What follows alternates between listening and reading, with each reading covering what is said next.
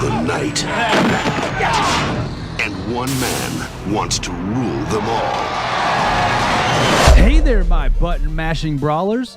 Today we're diving headfirst into the pixelated streets of one of the most iconic beat-em-ups ever to grace the arcade scene, Double Dragon.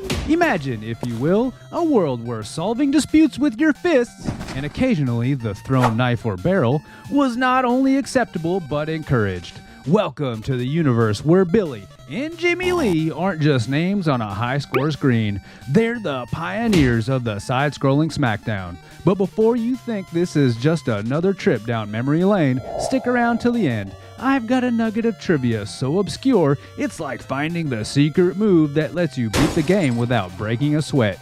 Intrigued? You should be. Let's kick, punch, and jump our way through the story of Double Dragon.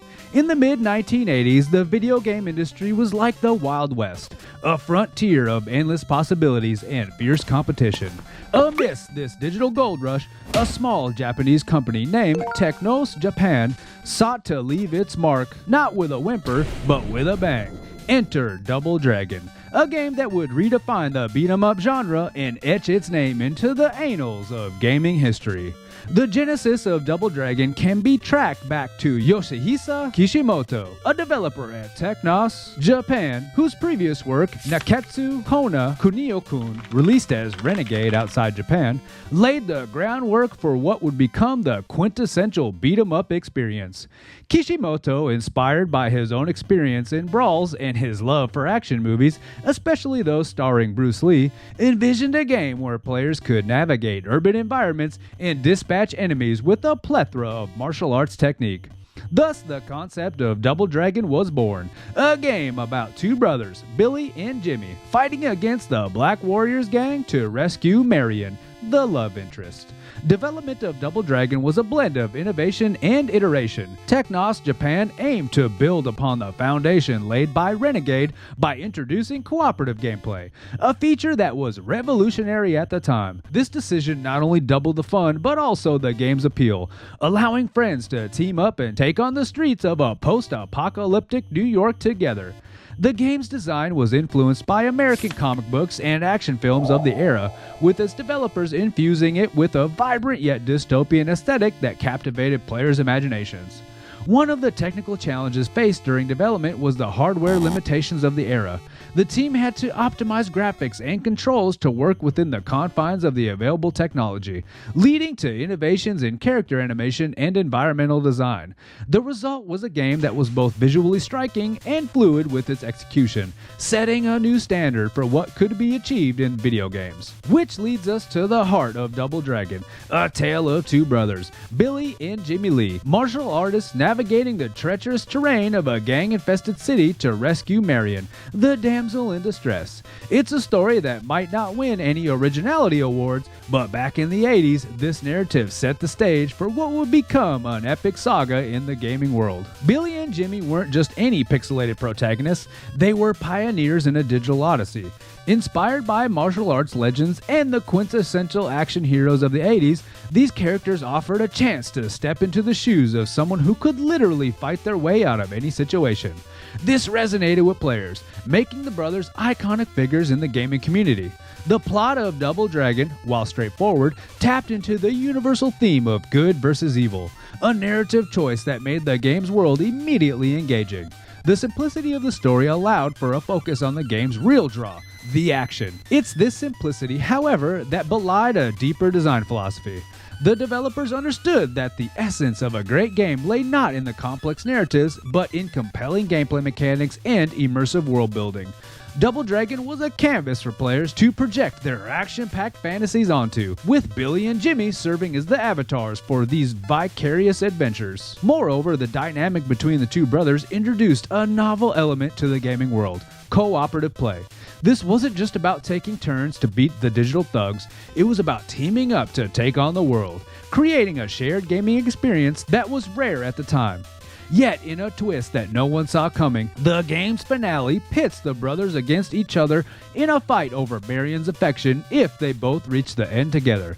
This sudden shift from cooperation to competition added an unexpected layer to the game's narrative, sparking the discussion and debates among players. It was a bold move that highlighted the game's underlying theme of rivalry, even in the face of brotherhood.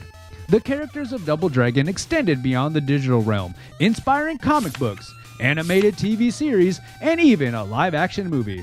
This cross-media expansion was a testament to the strong character identities and engaging world that Technos Japan had created.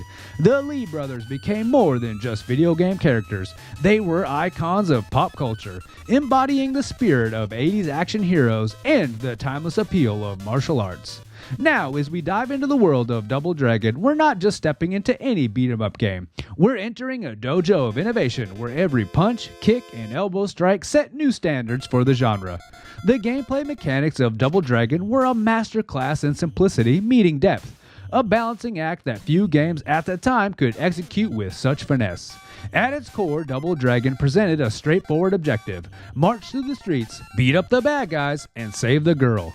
Yet within this simplicity lay a complex system of moves and combat techniques that gave players an unprecedented level of control and strategic depth. The game introduced a variety of martial arts techniques, from basic punches and kicks to more complex moves like headbutts, elbow strikes, and the fan-favorite whirlwind kick. This repertoire allowed players to approach combat in multiple ways, fostering a sense of creativity and personal expression in their playstyle. But where Double Dragon truly broke new ground was its introduction of cooperative gameplay. This wasn't just a game you played alongside a friend. It was a game where teamwork was woven into the fabric of the experience.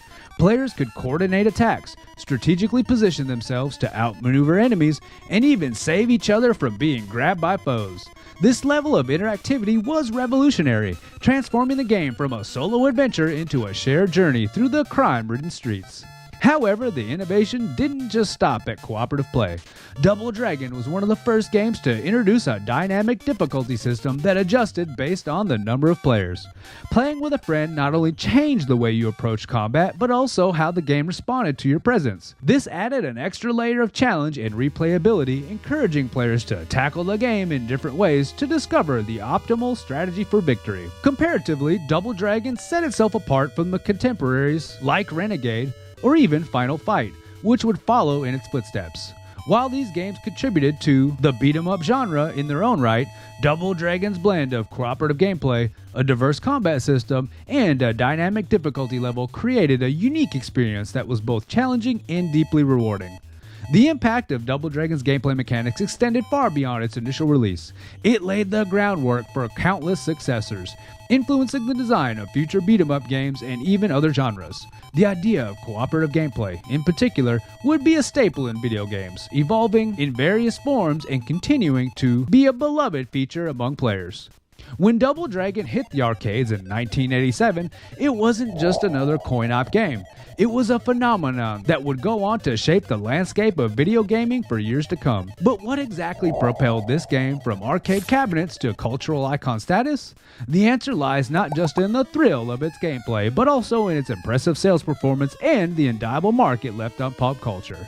Let's talk numbers, because in the world of video games, success can often be quantified. While exact sales figures for arcade games are notoriously difficult to pin down, Double Dragon was ubiquitous in arcades around the globe, becoming a staple of the late 80s arcade scene. It wasn't just about how many cabinets were sold, it was about how those cabinets became the center of social gatherings, where players would crowd around to watch and play, feeding quarters into the machine for just one more chance to beat the nefarious Shadow Boss. The success of the arcade version spurred a slew of home consoles and computer ports, each adaptation bringing the Lee brothers' quest to a wider audience. From the Nintendo Entertainment System to the Commodore 64, Double Dragon found its way into living rooms of millions, further cementing its status as a cornerstone of gaming culture. These ports varied in quality and fidelity to the original arcade experience, but their sheer number and diversity spoke to the game's widespread appeal. Moreover, Double Dragon demonstrated the potential of video games as a medium for storytelling and immersive world building. While its narrative might seem simplistic by today's standards, it laid the groundwork for more complex stories and character development in games. The enduring popularity of the Lee brothers and their fight against the Black Warriors gang speaks to the game's ability to create memorable, iconic characters that resonate with players long after they left the game. But more importantly, if you want the kind of knowledge that separates the arcade warriors from the mere button smashers, click that like button and then subscribe to really soak up what I'm about to tell you.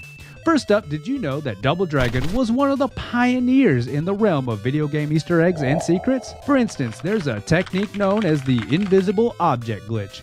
By executing a precise series of movements and attacks at certain points in the game, players could spawn invisible objects that could be picked up and thrown at enemies. It was as if Billy and Jimmy had harnessed the power of their martial arts to wield the very air against their foes.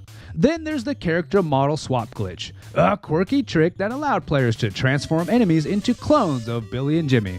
This glitch not only added a surreal twist to the game, but also allowed for imaginative interpretations of the game's storyline. Were these doppelgangers evil twins, products of a parallel universe, or simply a result of Lee brothers consuming too much street vendor food? The world may never know. And there you have it, folks, the saga of Double Dragon, a tale of fists, feet, and the occasional glitched invisible object. From the pixelated streets of a gang-ridden city to the dubious honor of inspiring a live-action movie that's best enjoyed with a sense of irony and maybe a few snacks, Double Dragon has punched well above its weight class in the gaming world. It's a game that taught us the value of a well-placed uppercut, the importance of teamwork, until it's time to duke it out over the lady, and that no matter how many times you save the day, there's always another quarter ready to start the adventure anew.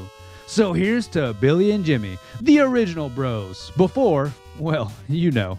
May your legacy continue to inspire button mashers and arcade warriors for generations to come. Now, if you'll excuse me, I'm off to perfect my whirlwind kick, just as soon as I figure out how to spawn that invisible object again. If you enjoyed this kick back into the history of Double Dragon, click this video here to see more from the Retro Reload. And as always, thank you for watching.